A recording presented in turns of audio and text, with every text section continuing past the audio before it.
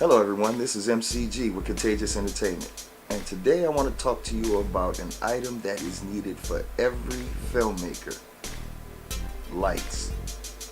Not just any lights, but LED lights. This light right here is a GVM 480 LS LED light. Comes in a kit of two. At least that's the one that I bought. And there are some pros and there are some cons to this light kit. And today I'm going to talk to you about what they are.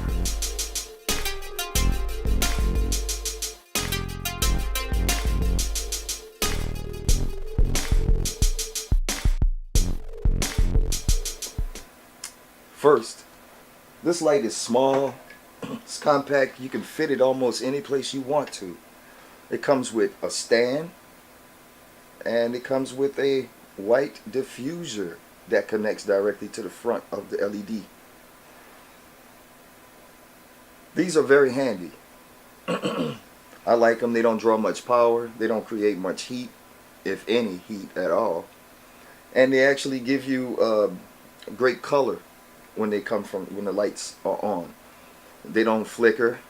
As a matter of fact, the light that I'm using right now is the same exact light. It's just one light that I'm using, and it's on its lowest setting at approximately 5600 or maybe around 5000.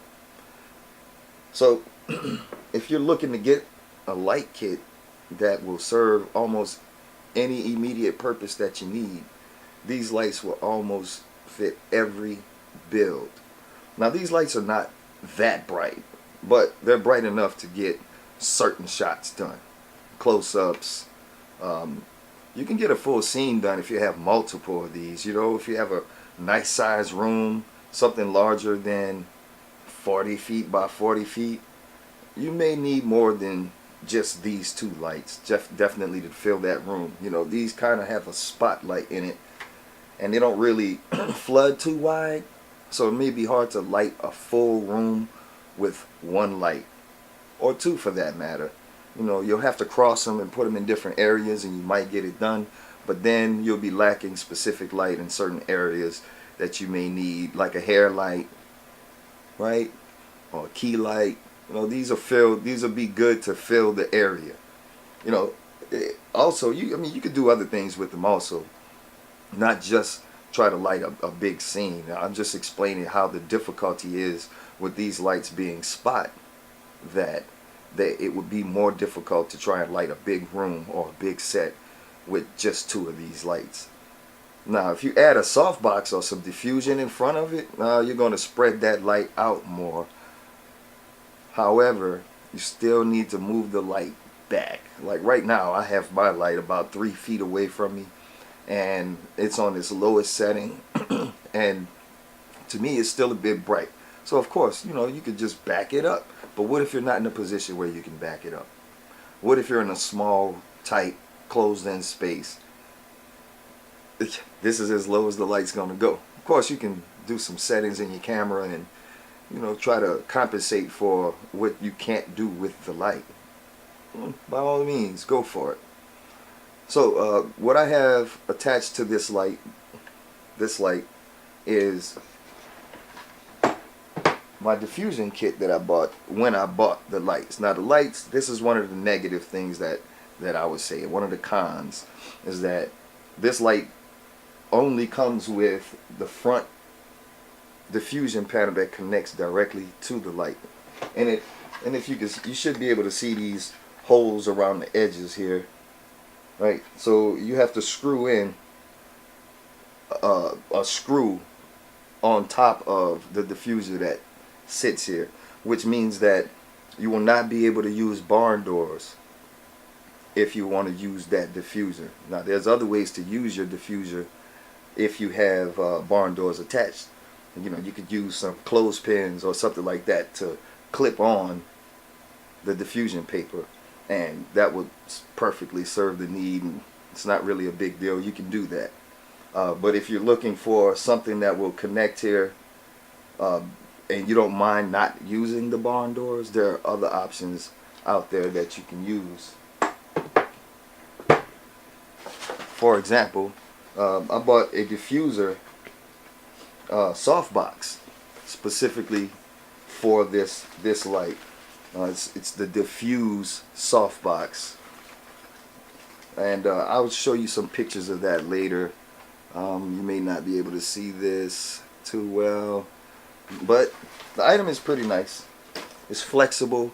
There are magnetic sticks or poles on each corner that help keep the softbox framed in a square so it reflects the most light that it can. On the inside it has some silver reflector material around the edges, and on the front part where the light pushes through the diffuser, it is around 250. If you got 250 paper, this may be something similar or very close to it. I'm not really sure. It didn't really tell me. It just said it was a softbox. Okay, no problem. I need a softbox. The other problem that I find with this light is that you have to buy the barn doors separate from the light. I feel like that's standard. They should come with it. That diffuser panel that goes in front of it is great, but I would still like to see some barn doors that comes with it. Now maybe there are some kits out there that it comes with, but I just did not see it, and actually I thought that they were in the kit when I found this online. So, you know, maybe it's my fault.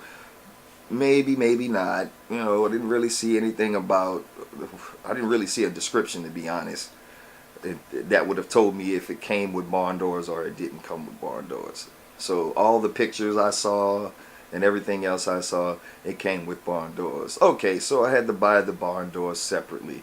And the barn doors were pretty decent barn doors. They were pretty stiff. You may be able to clamp some things onto it without it bending and blocking your light, changing what you tried to set it as. But they're plastic, very lightweight plastic, flexible almost, which is okay. It helps with maybe not breaking something it may be next to, or whatever the case may be. But the barn doors, I think, are pretty effective if you wanted to use them, and I'll show you some demonstrations of that. You should be seeing it while I'm speaking. Another negative thing that I found about this kit was the light stands. Oh my God, these light stands are just not very reliable. I don't like them at all. They're very flimsy. If you walk by it really fast, the wind that you create when you walk by will make it shake and rock. I think that's just not okay at all. I mean, you never know what kind of situations you may find yourself in with a light and you're not standing next to it. It can easily fall over or hurt somebody. Who knows what it is? But the light stands are definitely horrible. They're almost, I mean, they're metal, but they're just very flimsy. So that's my two, maybe three things that I don't like about the light. One, the light stand. Two, it didn't come with barn doors or anything like that. Three, the way you connect your barn doors and the way you connect the diffusion panel that comes with it, I think they could have come up with a better way to do that, because you can't actually leave those things on there when you put it back into the kit. That's more breakdown time. You know, you got to have more tools on set. It doesn't take flathead or anything like that. So you have to use a specific tool like an Allen wrench to be able to get this piece screwed on tight or take it off. So these are some shortcomings that I think they need to work on with the lights. And one last thing is that I said that this light is on its lowest setting.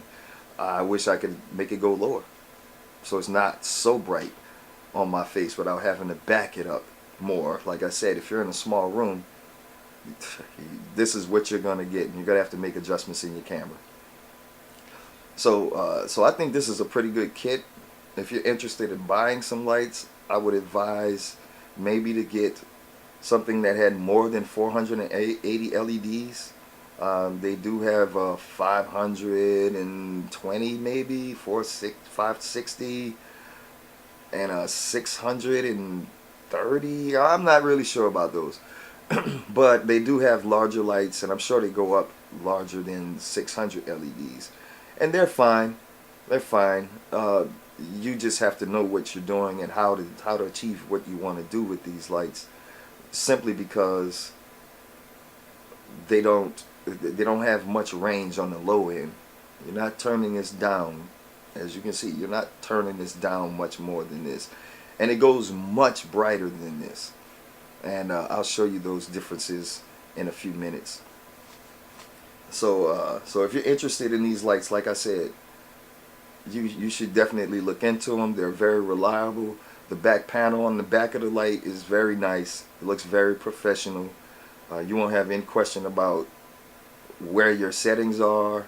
You can actually hot loop this light to other lights and control the other lights with this one panel on the back of the light. The only problem with that is once you connect them, they're all slaves to the first one that you connect to, the master that you connect to. And so when you turn down or do any adjustments to the first panel that's the master, all the other lights will do exactly the same. So you won't be able to stagger your lights, one brighter than the other, one more red than the other. You won't be able to do that if you connect them all. But that's not a problem. You can just go ahead and run, don't run the lines, and just control each light as you need be while you're putting it while you're doing your shoot. Let's see, what else did I want to say about these lights? The back panel also, you can connect two batteries, two Sony batteries, NP batteries, right? This is a 570, and I have another battery that's a little larger than this, and I think that's the 960, NP960, F960 Sony batteries. So you can definitely use these batteries while you're out on location. Let's say there's no place to connect a power cord to. You can connect one of these batteries or two of these batteries. I haven't actually used the battery component on this light fixture yet. I've never had that reason to do that. But why would I use that? I would use that if I was in a situation where I had no outlets. You know, I'm in the park, I'm in the woods, you know, doing a shoot out there. There's a scene that may be in the woods. It's getting dark outside. This would be a perfect light for something like that. Great light for something like that. And I guess that's when the flexible or flimsy little light stands will come in handy, because who wants to carry heavy gear out into the middle of nowhere just to do a shoot and then have to carry it all back? You know, you want to go out and be creative. You don't want to be tired while you're being creative, right? So so that's that. On the back panel also, there's a big digital number that shows you how bright it is, what color it is. Then you have two turn knobs. One is your brightness knob, and the left one is your daylight or indoor lighting settings. One's more red than the other. Of course, you should know that. If you're watching this video, I'm sure you know that. And that's about it for this light. Overall, I think it's a great little light. It's the GVM, the LED GVM 480 LS. I think it's a very, very good light. I haven't really had it that long to know how reliable they are, how they would react in you know, certain situations. But it's LEDs. I mean, how could you go wrong with LEDs? These are reliable LEDs with no flicker. I don't care if you're all the way as bright as it goes, or if you're as low as the light goes, or if you're as red as it goes, or if it's as blue as it goes. There's no flicker. As you can see, I've been using this light the whole time. Just one light, as a matter of fact, on this one side, about 3 feet away from me. So so if you're interested in some LED lights, you know, I'm one of those people that feel kind of weird to buy a product that I've never heard of before, or that I feel may not be very reliable, sturdy. But I took a chance with these GVM lights, and so far, you know, I still have some experimenting to do with them. but so far they seem to be working out pretty good, just in the little experiments that I've done with them. But I'll be using this light probably in the next couple of weeks on a shoot, and we'll see how they hold up in the field. The only thing that I may be concerned with this light, or this light kit, because there's only two. I do have other lights. I just wanted to get rid of the incandescents. They get pretty hot. Very effective. And I have a kit of 3 600-watt lights and a 650-watt light and 2 1,000-watt lights. And this is definitely not bright enough to be in the group of the 1,000-watt lights. No, definitely not. Not even on this brightest setting. But I think that they could work pretty well with my 600s and 650-watt lights. I think on this lights, on this GVM LED lights highest setting, I may be able to put it in the loop with these other incandescents. And the best part about that is I can match the color of the lighting of these LED lights with my incandescent lights, so I don't feel like I'm mixing colors in the wrong areas. If there's no window, then you probably need to have a certain color. If you're outside, then you probably need to have a certain color.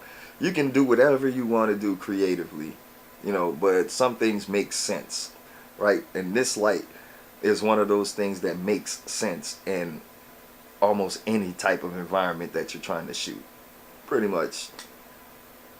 Like I said, the only one thing that I would say about this light is it's only 480 LEDs, and you may need more light than this will provide, but it is substantial if you use them correctly, most definitely. Alright, so be on the lookout for some other films that I may have coming out. You can check me out at YouTube, Contagious Entertainment. You can look up some of my videos if you're interested in seeing some of the things that I've done in the past. And we should have some more things coming to you soon. Be on the lookout. Peace.